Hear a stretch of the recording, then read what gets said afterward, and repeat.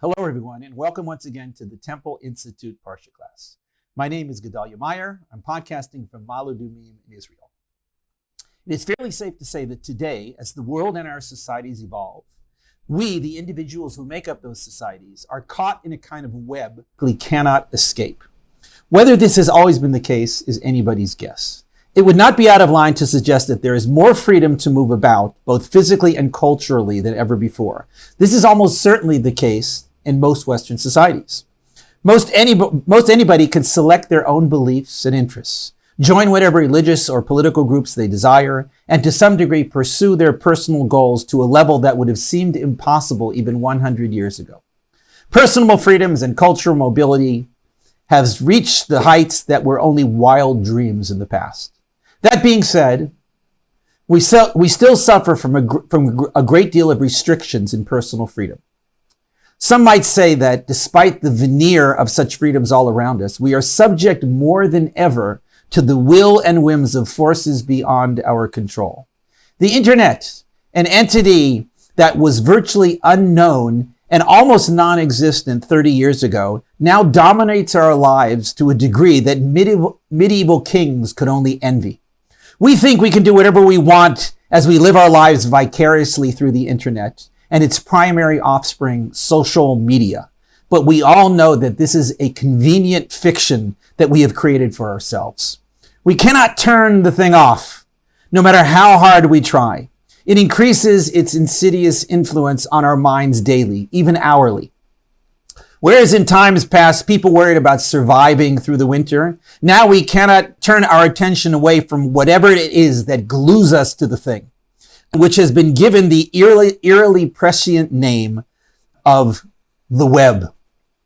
The web is our version of the feudal village in which we spend our entire lives, trapped like flies waiting to be consumed by the next thing that comes along. Is there any escape? This week's Parsha is called Lech Lecha. While in English, it looks like the name of a Scottish district or of some sort, it actually means, quote, go for yourself. That alone is an intriguing name for a Parsha, even if it doesn't ring a bell like Lord of the Rings or The Wizard of Oz. Why isn't it just go or something a little more catchy? There is an answer that may be a little surprising. The Parsha is the first of two that focuses on the lives of Abraham and Sarah, who were introduced briefly at the end of last week's Parsha under slightly different names. Abraham was told through the prophetic influence of God to leave his homeland and birthplace and to journey to the far land of Canaan or Canaan. This advice or command was introduced with the fateful words, Lech Lecha, go for yourself. The journey was simply to go, meaning to physically move his family and all that he had. But there was a very personal element to it that could not be encompassed by the mere word go. The for yourself part was telling him that this move was a way to become himself, as opposed to remaining where he was and never really finding that person.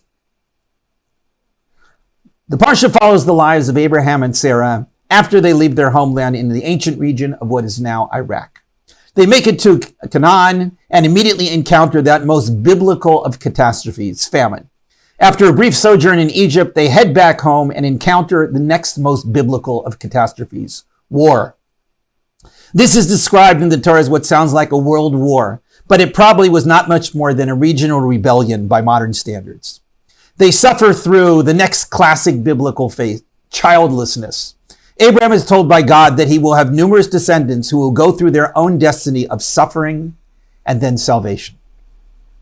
Following this, Abraham, upon his wife's insistence, takes one of her maids as a concubine, who then becomes pregnant.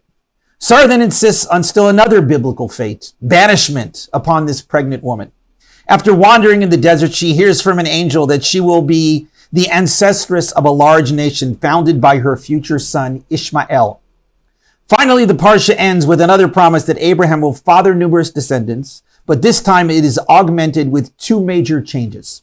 The first is that both he and his wife must change their earlier names to those through which they would be known throughout the world, Abraham and Sarah.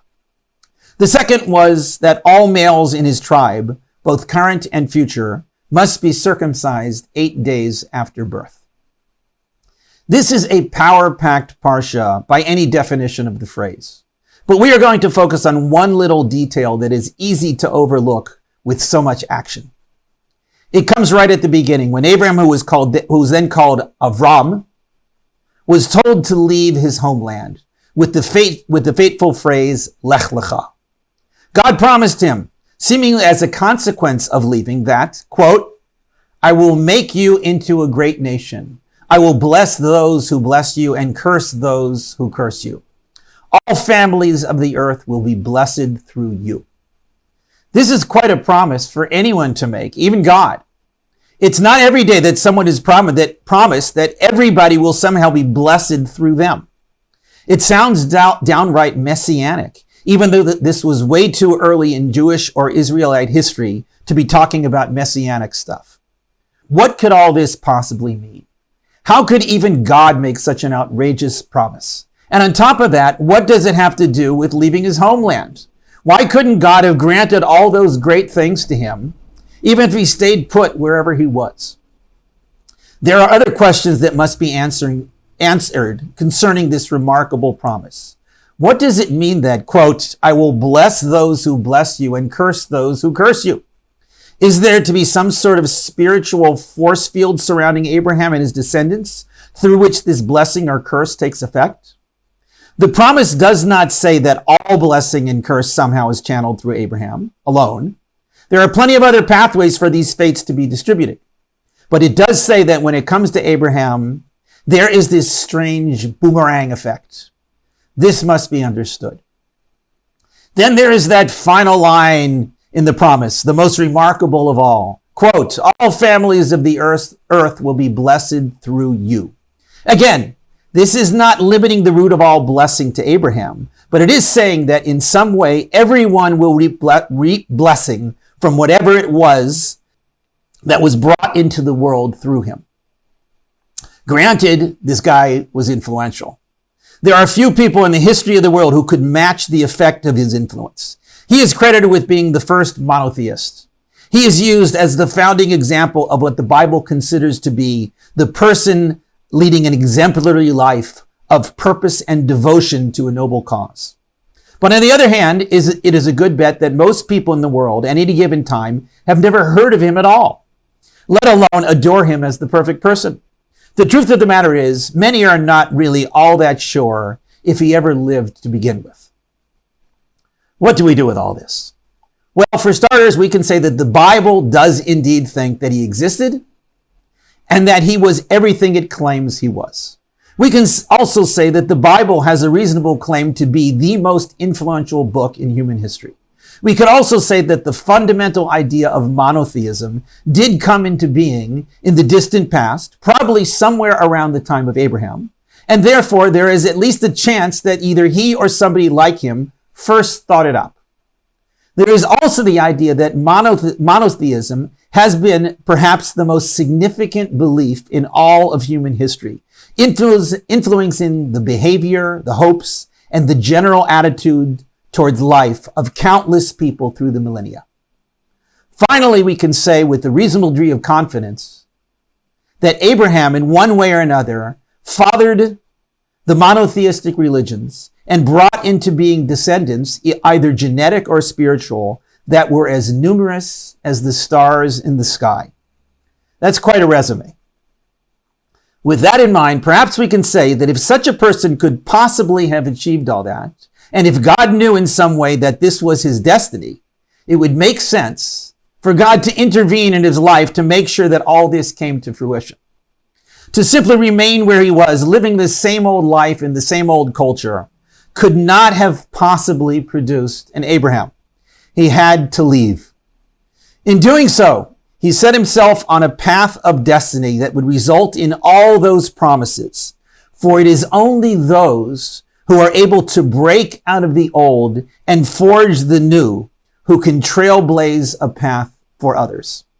To be able to search out new paths in life and to make them work is the greatest sort of blessing available.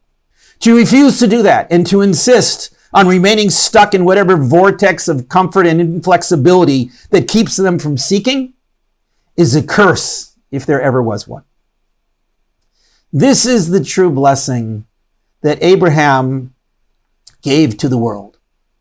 This is why those who bless him are blessed, and those who curse him are cursed. It is why all families of the world find blessing through him, for he was the first recorded spiritual trailblazer. He was the first to go on a spiritual quest, not knowing where it would lead, but knowing that it would lead somewhere. He had to leave in order to attain this quest, and leave he did.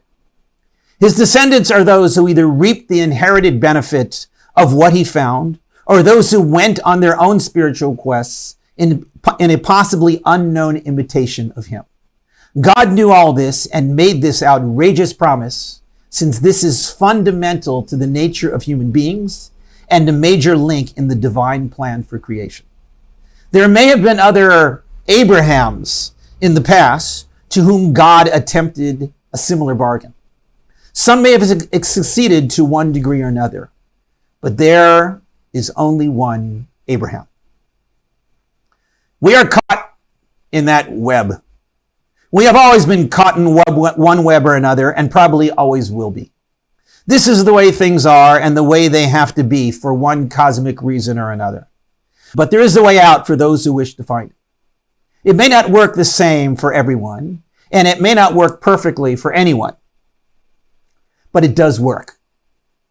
It is the path of Abraham, the path through which everyone finds some sense of blessing, and that which those who reject it will always resent and find cursed. It is the path of the spiritual quest, of seeking that which one does not know and going with it for however long it takes. It is the path of discovering whatever image of God one can believe and realizing that this is what truly matters in life. It is the path of meaning and purpose and blessing. Shabbat Shalom.